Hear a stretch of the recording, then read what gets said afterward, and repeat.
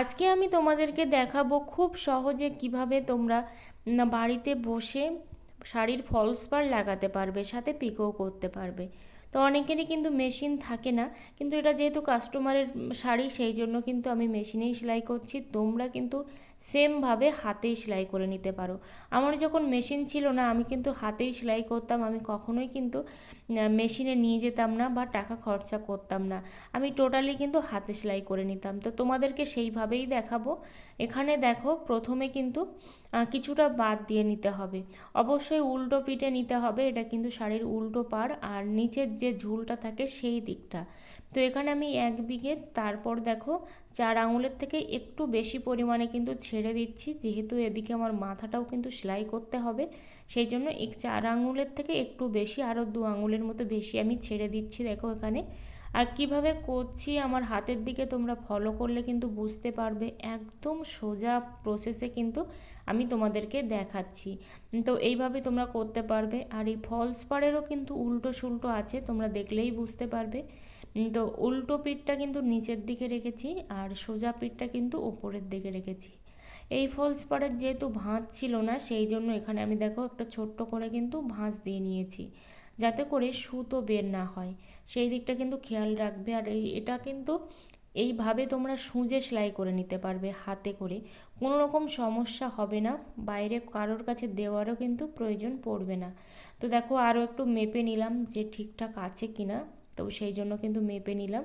অবশ্যই আমি বলেছি 1 বিঘে, আর 5-6 গিরুর মতো কিন্তু আমি মেপে নিয়েছি। সামনে যেহেতু 3টে ভাঁজ দিয়ে একটা আমি সেলাই করব, সামনের কানাটা যেহেতু সেলাই করা নেই, সেলাই করতে হবে, তো সেই জন্য কিন্তু এরকমভাবে একটু ছেড়ে দিয়েছি।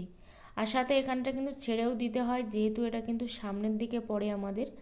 তো অবশ্যই একদম মাথায় মাথায় কিন্তু তোমরা রাখবে, এলোমেলো করে রাখবে না, মানে ফলস পাড় আর সাথে হচ্ছে শাড়ির যে একটা সরু বর্ডার দেখতে পাচ্ছ, এই বর্ডার, দুটো বর্ডার কিন্তু সেমভাবে রাখবে, রেখে কিন্তু তোমরা সেলাই করবে, যেন উঁচু নিচু না হয়ে যায়, দেখতেও ভালো লাগবে না। আবার ফলস পাড়টা যেন বেরিয়েও না যায়, সেই দিকটাও কিন্তু খেয়াল রাখবে। এই যে দেখো, তো আমার এভাবে কিন্তু পুরোপুরি সেলাইটা হয়ে গেছে। এই দিকটাও কিন্তু আমি ভাঁজ দিয়ে দিয়েছি, তোমরা দেখতে পাচ্ছ। তো এই মাথাটা ভাঁজ দিয়ে এইভাবে কিন্তু আমি দিয়ে দিচ্ছি। অবশ্যই কিন্তু ম্যাচিংটা তোমরা খেয়াল রাখবে সুতোর, তাহলে কিন্তু ভালোও লাগবে আর দেখতেও খারাপ লাগবে না। তো এই দিকটাও কিন্তু আমি মেশিনে সেলাই করে দিচ্ছি। কাপড় অনুযায়ী কিন্তু তোমরা হাতেও সেলাই করতে পারো, কিছু কিছু কাপড় আছে যেখানে কিন্তু মেশিনে সেলাই করলে দেখতে একটুও ভালো লাগে না। আর হ্যাঁ, কাপড় যেন তোমরা একদমই টানবে না, কোনো কাপড়ই টানবে না, না নিচে না উপরে, নর্মালি যেমনই যাওয়ার প্রয়োজন তেমনই কিন্তু চলে যাবে। না হলে কিন্তু কাপড় যদি টানো তাহলে কিন্তু কাপড় উঁচু নিচু এরকম কিন্তু হয়ে যাবে। আর অবশ্যই মাঝে মাঝে উল্টে উল্টে দেখে নেবে যে সব কিছু ঠিকঠাক আছে কিনা, কাপড় উল্টে যাচ্ছে কিনা, সেটাও কিন্তু তোমরা দেখে নেবে। এবার দেখো ফিনিশিংটা দিয়ে দিচ্ছি, একবারই কিন্তু সেলাই করেছি, এখানে অবশ্যই চাপ সেলাইটা দিয়ে নিলাম যাতে করে খুলে না যায়, ঠিক আছে।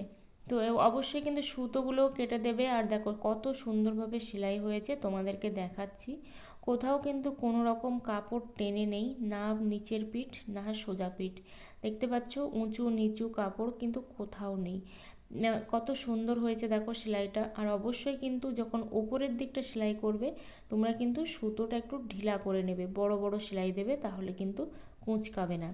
এবার দেখো 3টে ফোল্ড করে কিন্তু আমি এই কানাটা কিন্তু সেলাই করে নিচ্ছি। তো কারণ যত ফোল্ড দেবে তত কিন্তু দেখতেও ভালো লাগবে, যেহেতু আমাদের পিকো মেশিন নেই। ভিডিওটা ভালো লাগলে অবশ্যই একটা লাইক কমেন্ট করে দিও।